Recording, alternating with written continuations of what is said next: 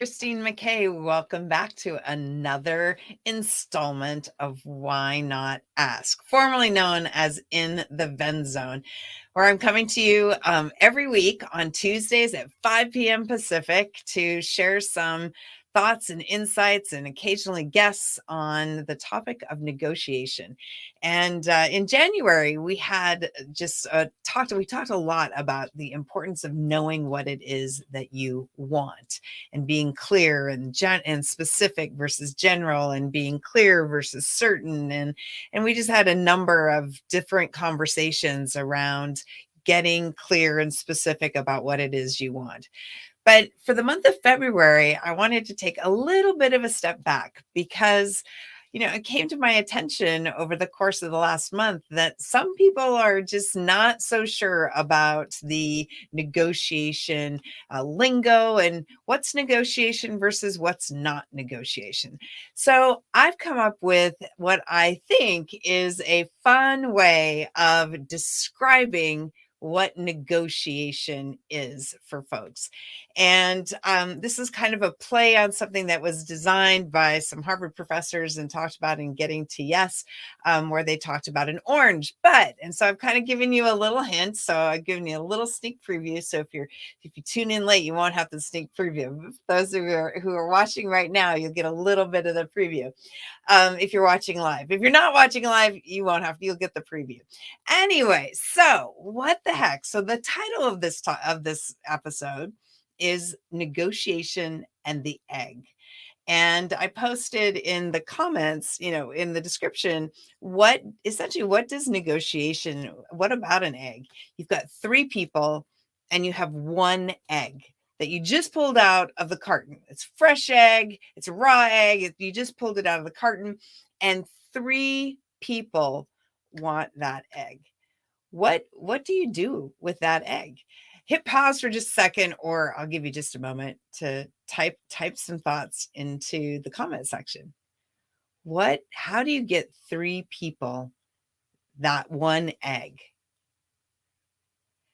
So whenever I ask this question, when I'm speaking from stage, usually people blurt out things like, I'll boil it and I'll cut it in thirds. I'll scramble it and I'll cut it and I'll share it. I'll split it in thirds. Every once in a while, I might get that somebody will crack it open and have the yolk. Boy, what was that? The yolk and the white, right? And so the question that I'd asked in the comments was, what's the highest value way of negotiating the egg? So the thing is that an effective negotiator does one thing really, really well, and that is they stay curious. So the first thing that an effective negotiator is going to do is going to ask, what do each of the three people want to use the egg for? How are they going to use the egg? Right? This is, again, a play on Getting to Yes, where they used an orange, and the subject became in the conversation around the orange was that one was going to use the pulp and one was going to use the juice, or something like that.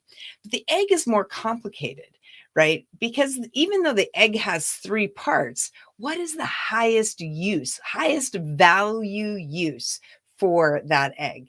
And the thing about negotiating is that you want to be curious enough to figure out, what's the highest value that I can create in this negotiation? Because one of the challenges with a lot of negotiators or a lot of people in negotiation, is that they're focused specifically on what they want out of the negotiation, and they're not looking for the highest value opportunities that actually exist. But we know that if we take an egg, we can absolutely crack the shell and we can separate the yolk and we can separate the white. And there we go.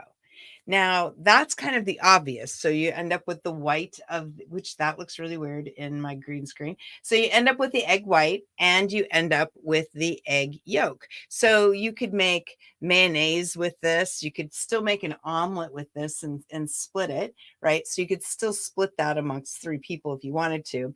But if somebody wants to make an egg white omelet, all they care about is the egg white. If somebody is trying to make mayonnaise, all they care about is the egg yolk. They don't care about the white. And just like the person making the omelet, they don't care about the egg white omelet. They don't care about the yolk. But that still leaves the third part of the egg, the shell. What do you do with the shell? Now, most people, when I ask this question, they're just going to throw the shell away. They think of it as a waste product. It's a byproduct of a different action. And so they're not going to worry about the shell because an egg isn't very expensive to start with and it's disposable. But there are uses for eggshells. Now, some of the uses that could be one of the most obvious ones is composting. So people who are very familiar with composting, you'll throw an eggshell on a compost pile and it'll decompose. So you can be able to use it for energy in the future.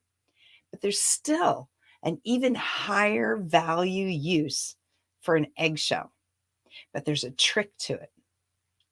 And that trick is that the eggshell has to stay intact in order to get the highest value use out of the eggshell. But the thing is that, and you'll see my lipstick on here, if I poke a hole in the top and I poke a hole in the bottom and I blow on the egg, then I can still get my egg yolk and my egg white. I can still get these separated. And then I get an empty shell. And I can take that empty shell and I can turn it into a beautiful piece of artwork. And a Ukrainian egg, like this one, which I got from my daughter for Christmas this year, and it is not picking up entirely great on my green screen, but this eggshell will sell for anywhere, painted like this, will sell anywhere from $25 to, I've seen some Ukrainian eggs selling for over $100 when they're really intricate. So I could throw this eggshell away, or I could turn it into compost, or if I ask the right questions, I can turn it into a piece of art. And maybe the person who wanted this eggshell all along was looking for a way to create a beautiful piece of art.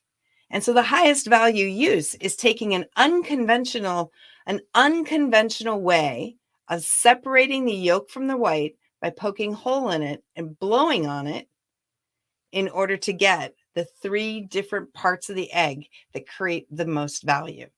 And that's really what negotiation is all about.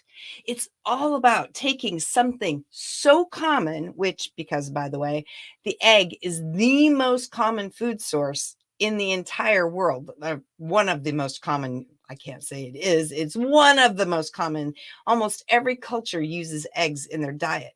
And we all do pretty much the same thing with the eggs. We boil them, we scramble them, we fry them. We do mostly the same things with the egg, but it takes something creative. It takes somebody curious enough to ask the right questions, not the right questions, but the most effective questions to discover what it is that you're trying to use the egg for. Because it's not the person creating this piece of art is not likely to care about the yolk and the white, right? The person creating the egg white omelet does not care about the yolk or the shell. And the person creating mayonnaise doesn't care about the white or the shell. And so as a negotiator, the trick is figuring out, if there is a trick, the most effective negotiators ask effective questions so that they can discover what it is how somebody wants to use a product, a service, a tool, a resource, what they want to do with it, when they want to use it, how they want to use it, where they want to use it, all of those kind of things. And when you ask effective questions and you get to the crux of what negotiation is, it's all about that curiosity to find the highest value of what is possible in the deal. And there's research that suggests that there's more than 42% more value available to most of us in our business negotiations than we actually realize. So next time you think about negotiation and you're searching for a way of defining it easily, don't think about it as buying a car or buying a house or haggling for something. Think about it instead as this eggshell. And just by asking some different types of questions and being creative and taking an unconventional approach to how you break the egg instead of cracking it open, poke a hole in the top and the bottom and blowing on it, then you can come up with creative solutions that will add value to every negotiation that you embark on. So there you go. That's my egg and negotiation. And I would love to, I hope to connect with you. Check out my book, Why Not Ask. You can actually text Why Not Ask to 26786. I have a free gift waiting for you. And this whole month, we're going to be talking about negotiation basics. What are some of the basic things that you need to be thinking about in negotiation? And some of this stuff, matter of fact, I was reading the news today. Some of this stuff, some big name people in big name companies and in governments are not thinking about some of these basics. And if I showed them this example, they wouldn't probably think of this unless they watched this video or you told them. I hope to see you again next week, and stay tuned. I'm going to be dropping some interesting stuff coming up where I'm going to be taking some current events issues and I'm going to be talking about what people are getting right in their negotiations and what they're not getting right in effect and what's not effective for them in their negotiation, so that I can help you elevate your negotiations. And just remember, negotiation is a conversation about a relationship. You cannot win a relationship, but you can get more value out of it. That's the truth about a business negotiation. It's all about relationships. So hope to hear from you soon. Stay tuned, drop some comments below, and have a great day, everyone. We'll talk to you later. Cheers.